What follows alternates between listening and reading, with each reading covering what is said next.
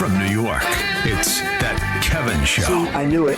Come on, Kev. What's a few classified documents between friends? I told you all the time. I knew it. I knew he had some too. Here he is, That Kevin McCullough. Welcome back to Times Square. It's Kevin McCullough and That Kevin Show. So glad to have you with us on the Biz TV network, the Salem News Channel, 300 radio stations, and every streaming audio and video device you can come up with on planet Earth.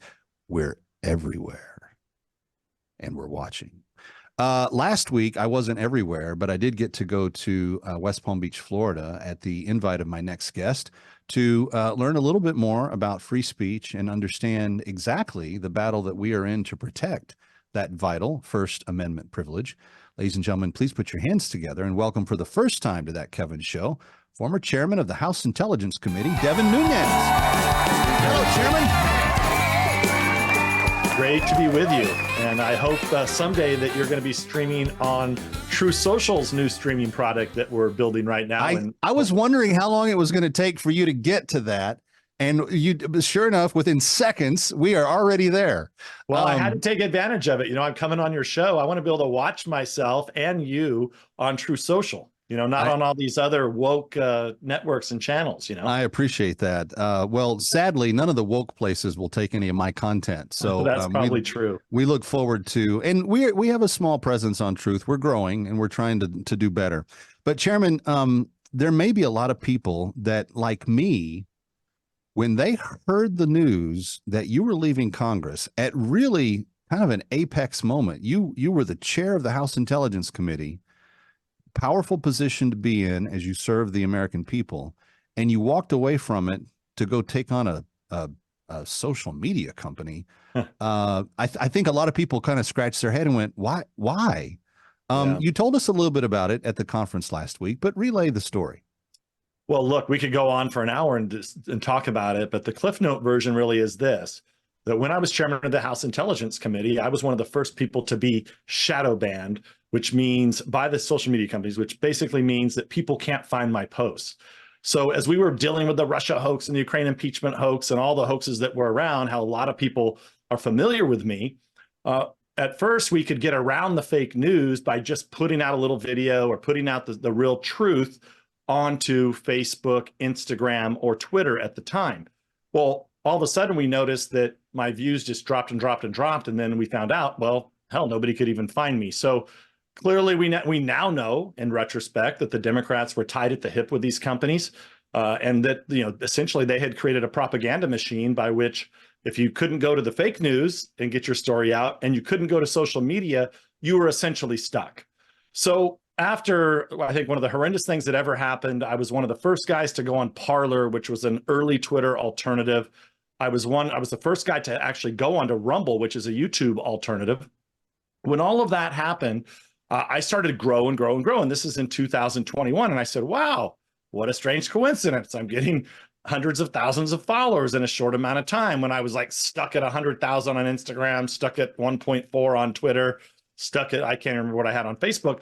But I just didn't grow. But not only was I not growing on those platforms, people were then not even to see what I was posting. Right. So, you know, just fast forward, what happened is that Parler, after the 2020 election, early 2021, when Donald Trump gets kicked off of every platform that's out there, a lot of people assumed that he was going to make the move, like I had done the year before, to Parler.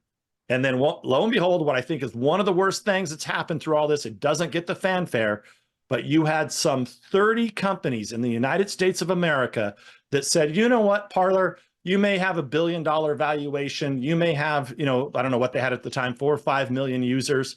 Guess what? We're not going to do business with you, and we don't really give a damn. And overnight, Kevin, Parler went poof. It was gone. Yeah. It was gone from the earth. Because all these companies, you know, data from everything you can imagine, cloud provider, et cetera, they refused to do business with Parler. So I went around in 2021 as I was likely going to be the next chairman of the House Intelligence or the House Ways and Means Committee. I had been at the House Intelligence Committee, but I went around saying, look, you know, we're in a war, a propaganda war. We don't even have basic communications. Like, there's no way for me as one of the top Republicans to get any message out. I mean, I had a few places I'd have to, what I called it was being in the internet ghetto. So a lot of people would just go talk to themselves in a ghetto, but trying to break through to the population of the United States was almost impossible. What's my proof of that?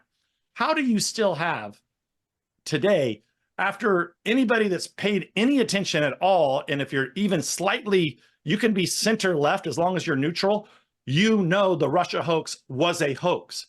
You know that Donald Trump was not in Moscow. You know that the Republicans, I wasn't over running around in Ukraine and Moscow and all these crazy stories that happen. But yet when you look, poll after poll after poll, still to this day, you have roughly half of America still thinks that Donald Trump and Republicans had something to do with Russia at the time. And you still have Hillary Clinton, who paid for it, who conjured up the whole thing, working with the FBI, working with the DOJ. They still stick to that story. So my point is that you asked me why I left, because I sat there beating my head against the wall, proved that the Russia hoax was probably at the time, I know there's a lot of hoaxes now, but one of the biggest political scandals in recent memory. And when I say that, like the last 50 years, I think you have to go back to Watergate to get something more ridiculous than this. And this is where we essentially are at today. We're at a point in this country that, and I'm talking back in 2021, that me as a high-ranking Republican in the House, I just thought, you know what? If we can't even get basic communications just for ourselves, just for me to be able to talk to you. I mean, remember, that wasn't even possible, right? Because if I was posting, you were following me, you weren't able to see me. So we created, so Donald Trump called me, asked if I would do this, and I did it. So in 2022, I left. And essentially, I'd like to say, Kevin, they told us how to code, so we learned. They told us to go build our own, so we did. And so we don't have the problem that Parler had because we are totally self-contained. Yeah. So the rest is history. Now about, 45 days ago, we finally went public. Whole nother scandal, by the way, that we were stopped from going public for 2 years. If you're truly going to compete with Amazon Web Services and Netflix and everybody else, even if you're Donald Trump, we have to have access to the capital markets. We have to have access to the people that you're talking to right now, people that want to be able to invest in their voice, invest in their future. We can't go build a multi-billion-dollar company without access to the capital markets.